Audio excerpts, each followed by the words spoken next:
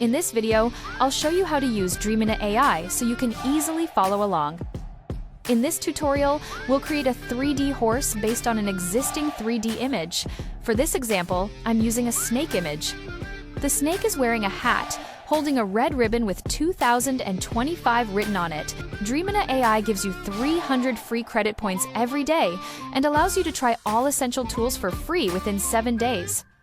To begin, you need to log in to Dreamina AI using your Gmail account or create a new one. I'm using the free plan, so the generation speed is slower and the image quality isn't very high. Let's check out the result.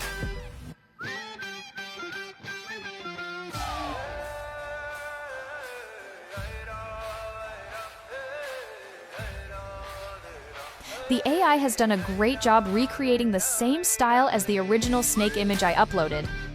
I'm happy with the third result, even though there's a small error with 2026. I'll fix that later.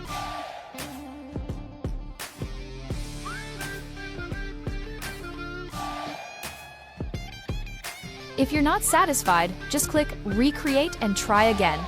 That's all for today. Don't forget to like and follow. Hope this video helps you, and if you have any questions, leave a comment below. Thanks for watching.